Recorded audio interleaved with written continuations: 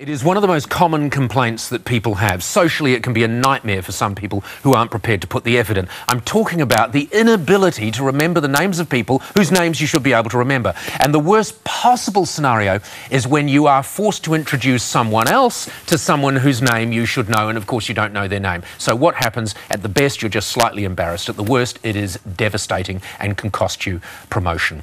I made that up. So before we tell you how to deal with situations like that with our resident etiquette expert, Ruben, our man with the mic, went out on the street to see how much of a problem this actually is. I've got this trick where if you say you're getting their number or something, you say, how do you spell your name? I just sort of introduce myself as, oh, how you going, mate? Nice to see you. I just say him or her. What I do is go through the alphabet, A, B, C, D, and try and remember the name that way. So I've got a terrible memory. I usually... She's forgotten the question. Try to avoid any sentences that have their name in it. I just call them mate or think of a funny nickname for them. And just skip the name.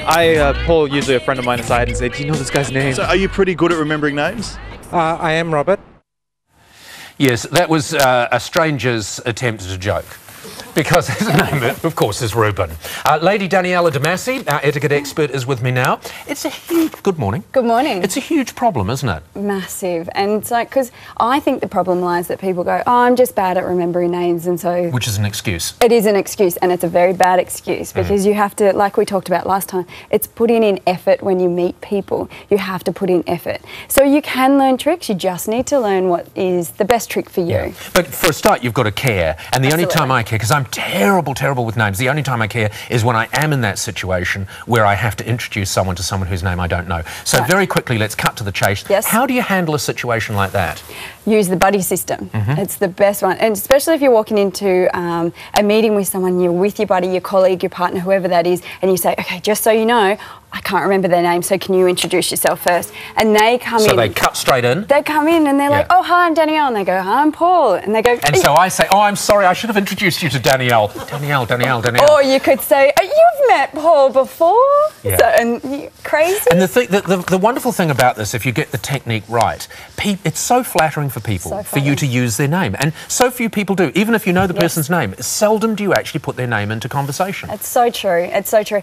We're all ego beings, and so we love to hear our name. It stirs off little chemicals within us. So you can say it a million times. If that's your strategy to learn someone's name, you can say, Paul.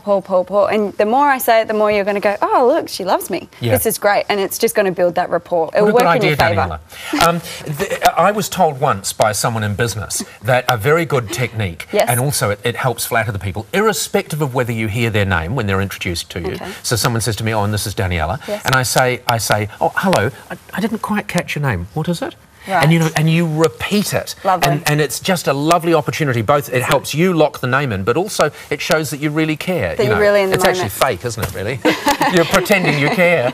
Can I give you an excellent strategy to help each other? Yes. Is to put your own name back in the conversation. So if I'm talking to you and someone says, how'd you get into the etiquette business? I would say, well, growing up, my mother was really forceful with stuff, and she used to say, Danielle, get your elbows off the table. So then you would go, oh, Danielle. Yeah. And once you take that pressure off the other person, then they're connecting with you, because if they're too busy thinking, was it Diane, was it Deborah, then they're not listening to what you're saying, and you just take that pressure off. So it's a little community service announcement. People have ideas in their own head how they do it, don't they? I mean, and you see those memory experts who can walk into a room full of people and they superimpose ideas so they'll look at someone like you that they've never met before, what's her name, and then they will think, oh, I saw her with a lamp behind me, lamp, stamp, ramp. Danielle. Are there any tips like that actually work? There's a lot of tips out there that work. A really good one, actually, Roosevelt, the president... Ramp. Danielle, perfect. Roosevelt was terrible at remembering names, and so he took it on himself to learn a technique, and it was to put your name on your forehead. So I'd meet you and I'd be like, hi Paul, it's great to meet you, and then I'd see Paul on your forehead. And that worked for him, and he could walk through his office and he knew everyone's name in administration. Another trick is, like we said, saying the name over and over again, and another trick is to write it down as soon as you meet them, or put them straight into social media. We have that if it's in a social context, that you can go, oh, let's connect connect on LinkedIn or Facebook, and that's a really good way to. But the most confirm it. important thing, and I actually circled it here on my notes, it takes effort. It does take and effort. it is worth it, is it? It's Yes. worth making the effort. If you meet someone, then meet them again, and they remember your name, you feel so special. And once you've got that connectivity, you're really going to go on to have a great relationship with them. All right, So all right. important. Just very finally, just Yeah. just to end this interview, if we can, to bring the whole thing, the whole nightmare to a close. What's the worst situation that you've been in where, you know, say the original situation I gave you, but from the reverse, where you suspect the person who is supposed to introduce you to someone else has forgotten your name? Yeah. I mean, should you just stand there holier than thou and wait for them to, you know, struggle with it socially, or should you help them out? Absolutely, help. Like putting your name in the conversation. You introduce yourself. Always put So yourself you could even forward. go forward and say, oh, I'm so-and-so. Yeah, that's exactly right. And always put yourself forward. Help everyone out because it's so awkward. The worst is when you walk away from a conversation, you're like, I just called them Deborah and her name's Danielle. Yeah. That lightning Okay, bolt. what should you do? Should you turn around and shout out, sorry, thingy, I know I got it wrong. Thingy. Should you do that straight away? Okay, first of all, don't call them thingy. That's not going to help. Second of all, no, just fix it next time. Just move on, pretend it didn't happen, and just correct it.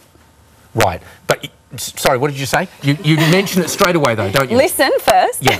But if it does happen, you Yeah. should acknowledge it. You shouldn't just walk away and beat yourself up for the rest of the evening. If you've already passed, you Yep. just move on, and Oh, next really? time, don't go back to them, and just move on. But next time, make sure that you use their name correctly. Danielle, that's fantastic. I called you Daniela during the... I know, I did It's that. better than Diane. I did that, yeah. Oh, was it Diane? Sorry. Diane, lamp, damp, ramp. Good. Yeah, perfect. It's all locked in, isn't it? Excellent, from now That's on. fantastic. And you've come dressed as a I've gone Yeah, too that's far. it. No, as soon as I saw you, I thought that's fantastic. It's like sort of a weenie bit housemaid-ish, isn't it? Which is The fantastic. lamp, like the lamp. Lamp, dress, Danielle.